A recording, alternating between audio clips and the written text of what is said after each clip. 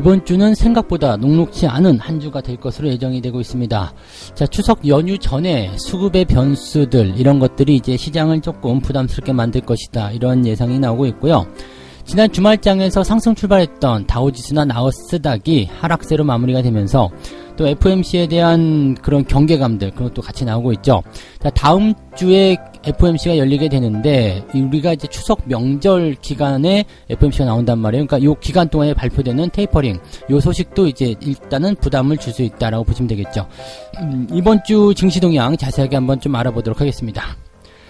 앞으로 주식 거래가 소수 단위 거래로 허용이 된다라는 말이 나오고 있습니다. 뭐 해외 주식 같은 경우는 올해 안에, 그리고 국내 주식 같은 경우는 내년도 3분기에서 4분기 정도 시점에서 진행된다라고 하는데, 자, 이제는 한 주씩 사는 것이 아니라 0.1주, 0.2주 이런 식으로 주식을 매수할 수 있다라는 얘기가 되는 거죠. 자, 어떤 식으로 법이 바뀌고 있는지 알아보도록 하겠습니다. 카카오의 주간 공매도가 최다치를 찍었다고 합니다. 자, 카카오가 지금 연속적으로 하락하게 되면서 공매도에 타겟이 되었다, 뭐 이렇게 볼 수도 있겠는데, 뭐 이 카카오의 공매도가 시장 전체를 끌어내리는 그런 공매도는 아니다, 종목에만 특정된 것이다 라고 되어는 있습니다만, 자, 이렇게 공매도가 나오고 있다는 것은 약간 경계심을 좀 가져야 되는 부분이겠고요. 어떠한 종목들에 이렇게 공매도가 나오는지도 같이 좀 알아볼 겁니다. 자, 그리고 이런 공매도 기간 동안에 주가가 많이 하락하니까 개인들이 엄청나게 사들였다고 하는데, 이것이 또 맞는 것인지 같이 알아보도록 하죠.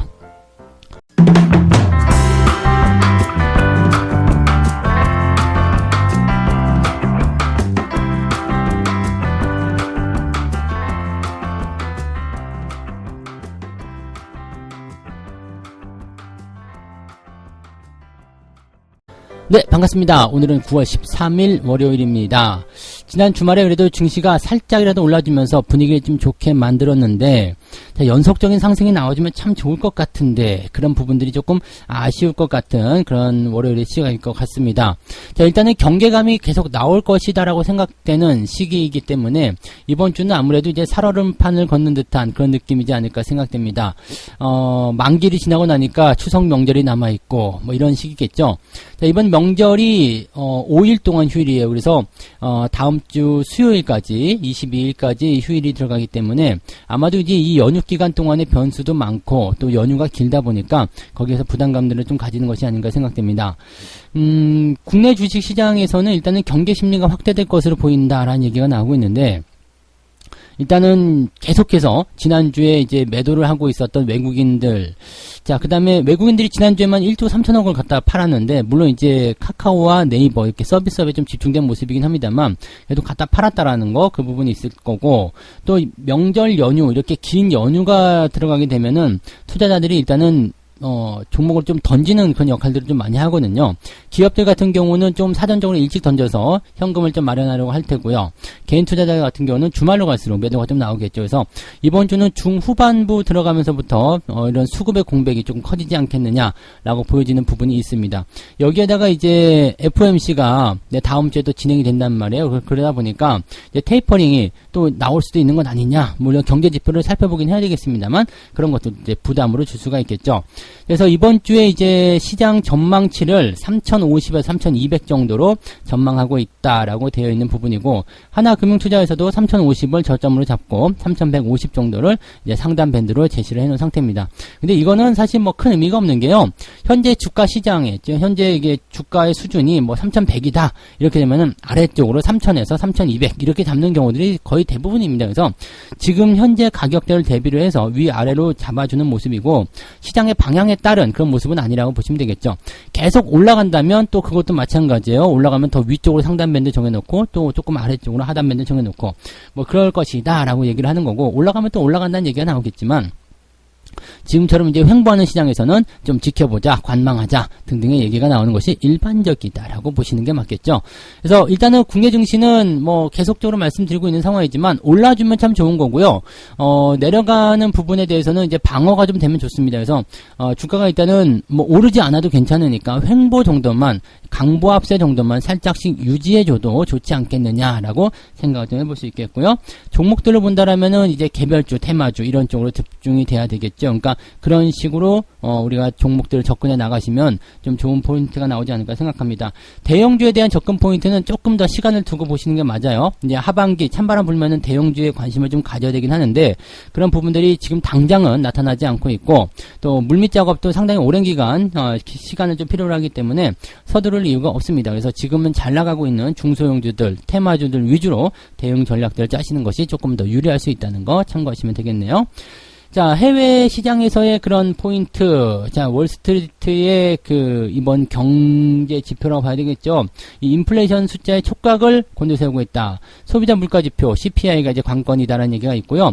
여기에 따라서 이제 다음 주 21일부터 22일이에요. 그러니까 우리 추석 명절 기간 동안에 FOMC가 딱 열리는데 이 FOMC에서는 이제 인플레이션의 어떤 포지션, 이 소비자 물가 지표에 대한 내용들을 가지고서 테이퍼링이 또 영향을 주지 않겠느냐라고 얘기를 하고 있습니다. 일단은 테이퍼링의 공식 발표 시점이 이제 11월이나 12월이다라고 되어 있는데 지금 보면 이제 9월 달에 이 FOMC에서도 그것이 발표될 수 있다. 뭐 이렇게 얘기를 하고 있단 말이에요. 그러니까 지금 보면 이제 고용 지표에 대한 부분들이 별로 안 좋았죠. 이번 주도 뭐 그렇게 썩 좋지 않은 것 같아요. 근데 그런 부분들 때문에라도 이제 조금 뒤로 미루지 않겠느냐라고 하고 있는데 이 물가 지표가 또 너무 높게 나오게 된다면 이 고용이고 뭐고 간에 일단 먼저 좀 해야 되는 거 아닙니까?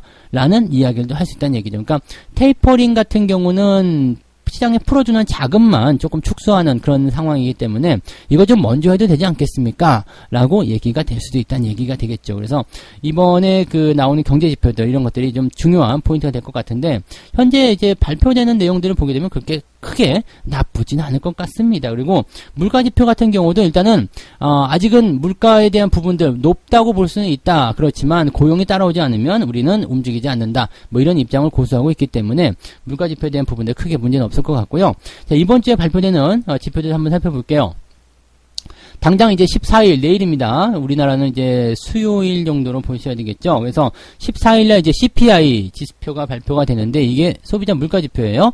근데 다행인 것은 이제 달에 0.5% 증가였는데 이번엔 0.4% 증가입니다. 그러니까 물가 상승률이 여전하긴 하지만 증가율이 조금 감소되었다. 자, 그러면은 물가도 성장률이 조금 둔화되는 것 아니겠는가? 라는 얘기를 해볼 수가 있는 부분이 되겠죠. 네, 핵심 CPI 같은 경우는 그냥 그대로 유지가 되고 있는 모습이어서 현재 예상치와 크게 다르지 않게 움직인다. 뭐 예상치를 뛰어넘어서 크게 올라가면 부담이 되겠지만 그렇지 않다라면 연준 입장에서도 거봐라 물가가 좀 그래도 안정감 있게 가지 않느냐. 좀 더 기다려봅시다. 라고 얘기를 할 수 있는 부분이 되겠죠.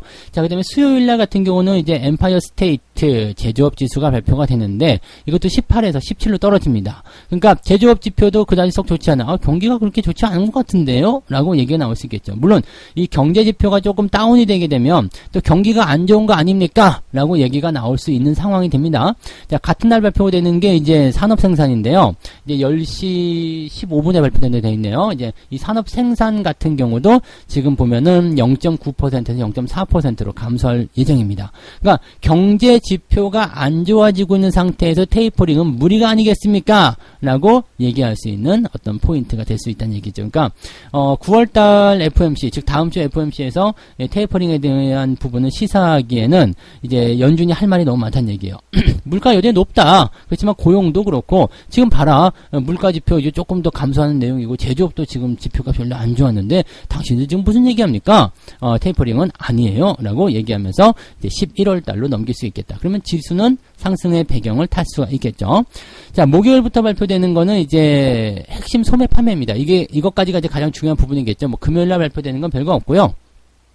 목요일날까지 발표되는 내용이 중요할 겁니다. 그래서 뭐 실업수당 청구 건수라든지 그 다음에 필라델피아 제조업 지수 이런 거 다 포함되어 있고요. 그 다음에 소매 판매가 이제 중요한 포인트인데 소매 판매는 조금 괜찮아요. 마이너스 1.1%에서 마이너스 0.8입니다. 그러니까 소폭 개선되는 듯한 그런 느낌을 보여주고 있다. 뭐 이렇게 보면은 소매는 좀 늘어났다, 판매는 좀 늘어났다 이렇게 볼 수 있는데 뭐 일단 물가 지표라든지 이런 것들이 좀 안정감을 보이게 되면 뭐 괜찮겠다. 뭐 여기 이런 거 같은 경우는 거봐라 뭐 경제 조금씩 개선되고 있지 않느냐 또 얘기가 이렇게 나올 수도 있습니다. 근데 필라델피아 연준 제조업 지표 같은 경우는 19에서 18로 떨어지죠. 그러니까 앞서서 보여드렸던 엠파이어 스테이트 제조업 지수도 좀 떨어지고요. 필라델피아의 제조업 지수도 떨어지고, 그러면 제조업 경기가 좀 좋지 않은 것 같아요. 라고 부분이 나타날 수 있겠고요. 실업수당 청구 건수 같은 경우는 31만 건에서 31만 6천 건으로 소폭 증가할 것이다. 또는 정체의 포인트를 보일 것이다. 라고 전망이 되고 있습니다. 물론 이제 이거는 워낙 변수가 많긴 합니다만, 그래도 31만 건대 찍었던 부분에서 조금이라도 늘어나거나 아니면 정체를 보이게 된다면, 뭐, 고용도 그렇게 뭐 썩 좋아진 것 같지 않습니다. 조금 더 지켜봐야 되지 않겠어요. 라고 얘기를 해줄 수 있다는 얘기가 되는 거죠. 그러니까 그런 부분들 종합적으로 좀 살펴볼 필요가 있겠습니다. 그래서 아직까지는 연준이 액션을 취할 것 같은 느낌은 아니고요. 주 초반, 주 후반, 주 중반까지 이제 넘어가는 그런 부분들이 전부 다 이제 경기가 약간은 좀 둔화되는 듯한 그런 느낌을 주고 있단 말이에요. 그러니까 시장이 이것을 어떻게 받아들일 것이냐. 이제 연준의 어떤 그런 테이퍼링이라든지 이런 것들을 뒤로 미룰 수 있는 무기로 쓸 것이냐. 아니면 경기가 안 좋은 거 보세요. 이러니까 시장이 못 갑니다. 라고 얘기를 할 것인지. 뭐 그거는 이제 시장에 따라 달려있게 하겠습니다만 지금처럼 이렇게 차익 매도가 자꾸 나오고 빌미를 찾는 입장이라면 뭘 하더라도 악재가 되지 않을까라는 생각이 들긴 합니다. 그래서 이번 주는 아무래도 이제 미국 시장의 변동이라든지 국내 시장의 이런 수급 공백들 이런 것들이 아마도 시장을 크게 끌어올린다기보다는 발목을 좀 잡아가는 그런 형태로 가지 않을까라고 생각하셔야 될 것 같습니다. 이번 주까지는 그래도 조금 더 뭐 지난주보다 나을 것 같긴 합니다만 그래도 이번 주 역시도 계속적으로 이제 긴장하면서 대응을 좀 하셔야 되지 않을까라고 생각을 해봅니다. 자, 두 번째 이야기 넘어갑니다. 국내 해외 주식을 소수 단위 거래를 허용해 주겠다.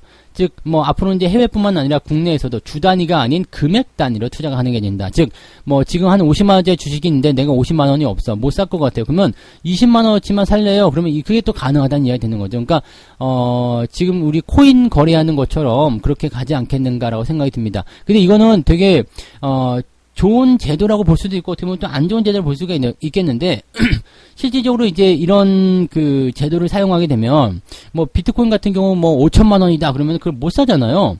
비싸니까 못 사. 그러면 0.00001 해가지고 뭐 조금만 해서 산다든지, 이런 식으로 또 가능하단 말이에요. 그러니까 이렇게 투자를 해서 수익률에 대한 내가 즉 투자한 금액에 대한 수익만 보겠다라고 한다면 소액 투자 자금들을 다 끌어당길 수 있는 상황이 좀 되는 거죠.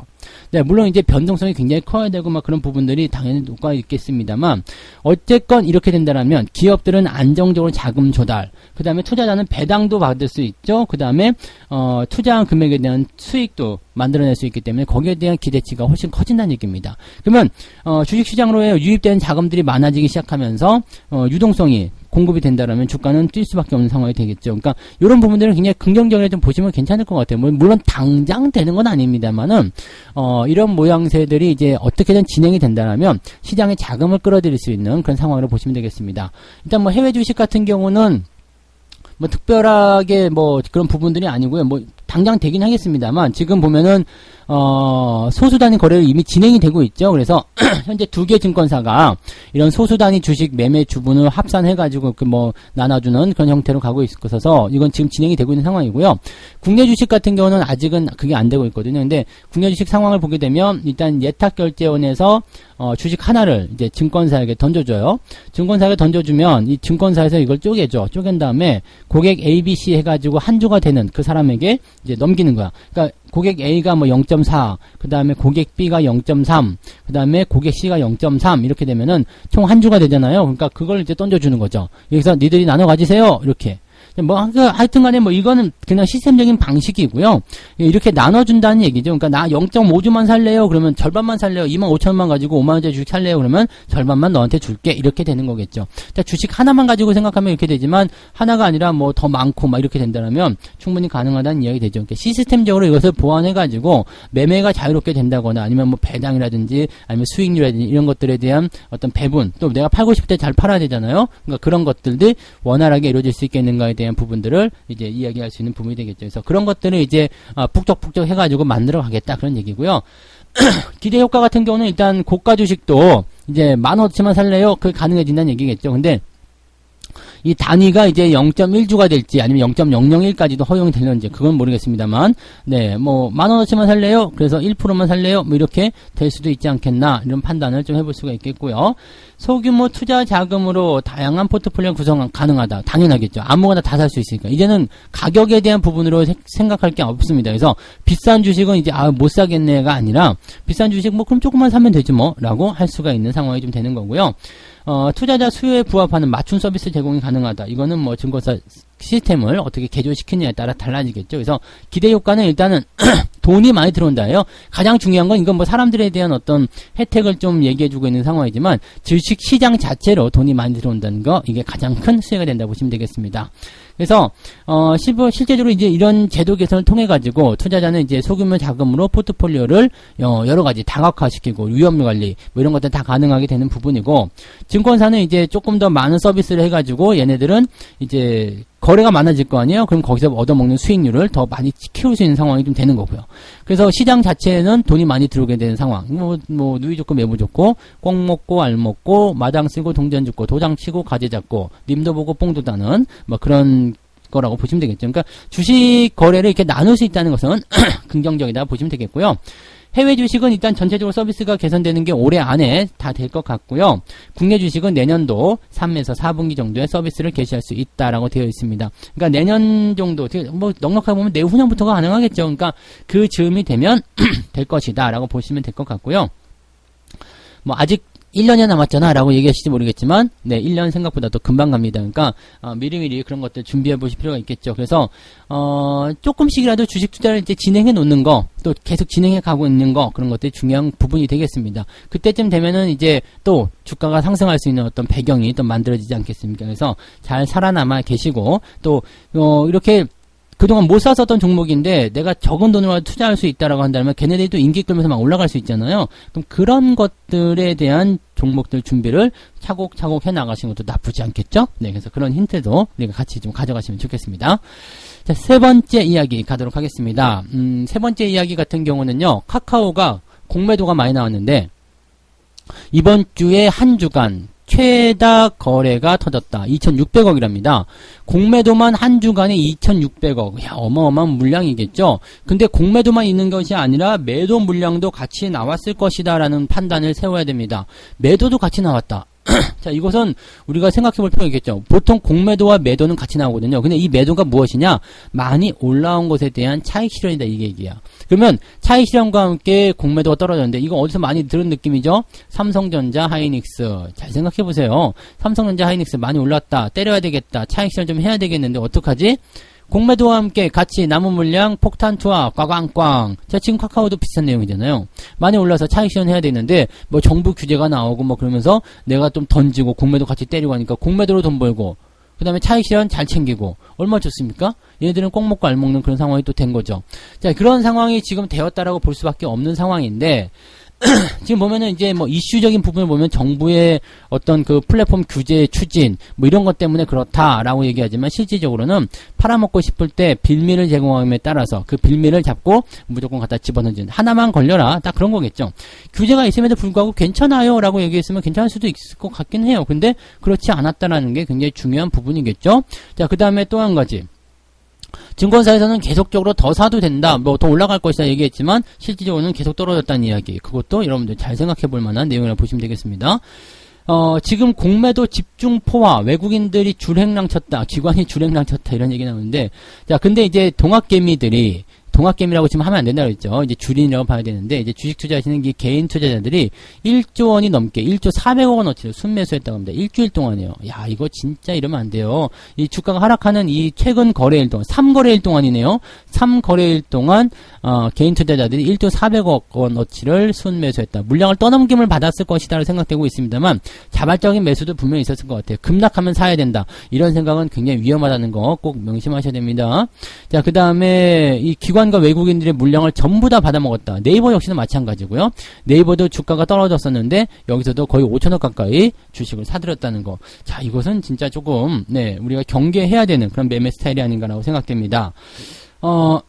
지금 보면 이제 증권사에서 이제 가장 이야기가 많이 나오는데, 증권사에서는 이제 주가가 떨어졌을 때, 며칠 전에도 그랬어요. 너무 과한 거 아니요? 이제 올라가야 될 거 아닙니까? 자, 저가 매수가 해야 됩니다. 라는 얘기를 좀 했는데, 자, 지금은 이제 말이 조금씩 바뀌었어요. 이제 금융업 바깥까지 영역이 확대될지는 알 수가 없지만, 현재로서는 단기 낙폭이 워낙 크다. 그러니까 악재가 더 지속될 수도 있지만, 지금은 낙폭이 너무 크다. 그러니까 단기 반등이 나올 수 있는 상황 아니겠습니까? 지금 저점에 근접한 상황인 것 같습니다. 이거 뭐예요? 사란 이야기잖아요. 사라는 이야기인데, 그 다음에 또 뭐 여러 가지 뭐 사업적인 부분들 보면은 규제보다도 주가를 견인할 수 있는 힘이 더 강한 것 같다. 리포트 그렇게 나오고 있어요. 근데 실질적으로 기관과 외국인들 니들은 뭐 하고 있을까? 네, 팔고 있다는 이야기죠. 뭔가 말이 좀 안 맞죠? 그렇게 좋고 바닥이다 그러면 니들 좀 사야 되는 거 아닙니까? 라고 얘기를 해야 되는데 지들은 팔고 있어요. 야, 이거는 좀 네. 뭐 물론 월요일부터 다시 매수를 해가지고 단기 반등을 이끌어낼 수 있겠습니다만 지금 이런 상태는 뭐예요? 이 지금 매도에 대한 리포트가 나온 게 굉장히 뭐 지금 주가가 폭락하고 난 바로 그 시점부터였단 말이에요. 지난주 8일? 네, 뭐 그 정도였죠? 네, 주가가 폭락했던 바로 그 시점. 계속 더 떨어지는 모습이 나타나고 있는데 이런 모양새요. NC소프트도 마찬가지예요. 뭐 처음엔 낙폭과대 뭐 반등 사야 된다 뭐 그런 얘기 나오죠. 이젠 저점이다 이런 얘기 나오지만 지들은 또 팔고 있거든요.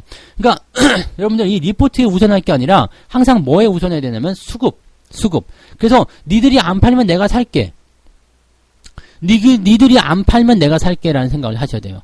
니들이 안 팔고 니들이 사면 나도 같이 살게. 네, 딱 그 생각만 하시면 됩니다. 왜? 니들도 자신 있으면 살아. 왜 가끔씩 보면 이제 시장에 대해서 뭐 긍정적인 전망할 때 이제 시장 큰일 났다. 이제 반토막 난다. 막 그런 얘기 하시는 분이 계시잖아요. 그럼 저는 딱 한마디 해요. 그렇게 자신 있으면 풀옵션에다 몰빵 치세요. 왜냐면 그렇게 생각하고 있다면 자기의 확신대로 가야 될 거 아니에요. 나는 상승적으로 보고 있으니까 나는 계속 주식을 살게요. 당신은 하락적으로 보고 있으니까 풋옵션에다가 몰빵을 치세요. 네, 그럼 자신 있으면 그렇게 하시면 되잖아요. 네. 근데 이것도 마찬가지예요. 증권사에서 그렇게 자신 있으면 니들도 살아 이 얘기지. 그러니까 리포트고 뭐고 이런 거 다 일단은 네 경계를 하시고요. 매수 같은 경우는 어떻게 해야 되느냐? 니들이 사면 같이 살게 라는 생각을 하세요. 개인 투자자들이 매수하는 것은 지금은 네 선택지가 될 수가 없습니다. 어떻게 해야 되냐면 외국인이나 기관이 밑에서부터 사들이는 거. 또 이게 지금 공매도가 많이 나왔기 때문에 매수가 들어오는 게 공매도 환매에 따른 부분일 수도 있어요. 이런 것들은 단기적 반등으로 연결될 수가 있거든요. 그러니까 이런 부분들도 잘 읽어내실 줄 알아야 된다는 얘기가 되겠죠. 지금은 일단 네 주가가 하락한 부분에 대해서는 단기적인 하락이 더 이어질 수밖에 없겠다. 반등이 나오더라도 단기적 반등, 공매도 환매에 따른 반등 이런 식으로 생각하셔야 되는 거고 추세가 다시 과거의 영광을 찾기까지는 상당히 오랜 시간이 걸리거나 어쩌면 좀 어려울 수도 있겠다라는 생각을 하셔야 된다는 얘기죠. 그러니까 지금 투자할 수 있는 어떤 부분에 대해서는 투자라는 것은 미래의 가치가 크게 상승해서 수익을 많이 낼 것 그런 것을 생각하고 나서 접근하는 것인데 지금 그렇게까지 큰 수익을 바랄 수 있는 상황이 아니죠. 5% 10% 먹으려고 리스크를 안고 들어간다? 이것은 별로 좋지 않습니다. 그래서 이런 것들은 네, 조금 피해서 대응하시는 게 유리하다. 이 말씀은 요즘에 계속 드리고 있으니까 꼭 참고해 주셨으면 좋겠습니다. 자, 이렇게 해서 오늘 세 가지 이야기 전달해 드렸습니다. 이번 주는 아무래도 명절 전이기 때문에 변수에 대한 경계심이 좀 필요한 시기이다.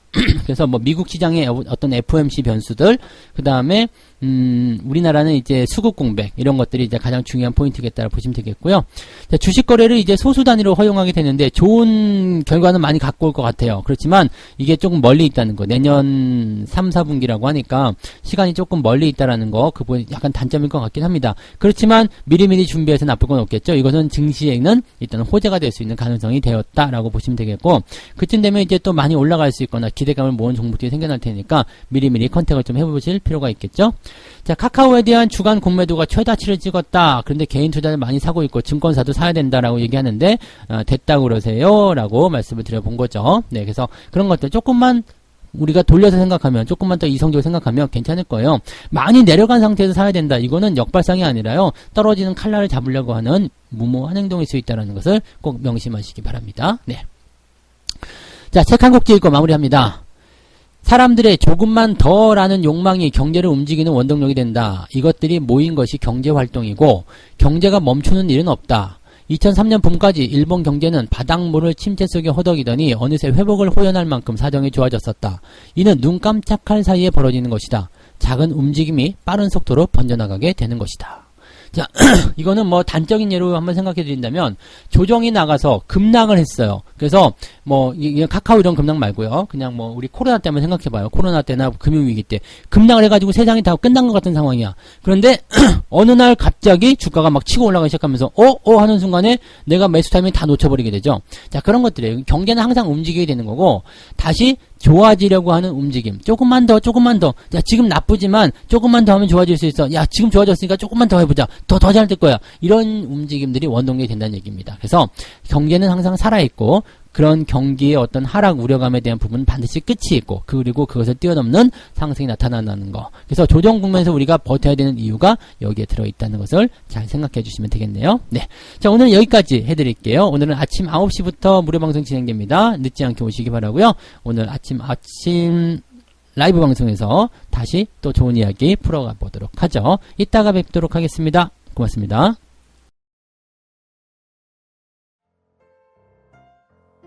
본 방송에서 제공되는 모든 정보는 투자 판단의 참고 자료이며 투자의 최종 책임은 본 방송을 이용하는 본인에게 있습니다.